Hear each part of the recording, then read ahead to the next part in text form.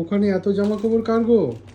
এগুলো মামামের জামা কাপড়, এগুলো দিদি নিয়ে এসেছিল। তো 4টে সেট নিয়ে এসেছিল মামামের জন্য, একটা সেট ওকে আমি পরিয়ে ফেলেছি।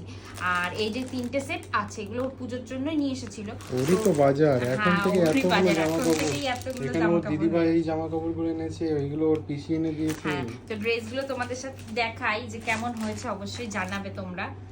এই যে এটা হচ্ছে স্কার্টের সাথে টপ খুব আছে। সুন্দর জামা কাপড়গুলো, কালারগুলো খুব সুন্দর, হ্যাঁ, মিষ্টি কালার। কালারগুলো এটা একদম আনকমন কালার আছে, খুব সুন্দর এই ড্রেসটা। আর এটা আছে পিঙ্ক হোয়াইটের মধ্যে। ওয়াও, এটাও খুব স্কার্ট সুন্দর। সেট আছে। ওর অলরেডি মনে হয় 7-8টা জামা কাপড় হয়েই গেছে। হ্যাঁ, আর এটা আছে জিন্স। এটাও খুব সুন্দর হয়েছে। এই জিন্সটাও খুব সফটের মধ্যে হয়েছে। আর এটা হচ্ছে টপটা।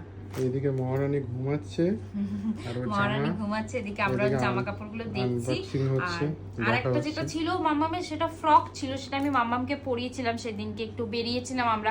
এই কদিন ব্যস্ততার কারণে তোমাদের সাথে শেয়ার করা হয়নি এই জিনিসগুলো, কেননা মামির খুব শরীর অসুস্থ, আমি বলেছিলাম, মাটা সেখানে ছিল।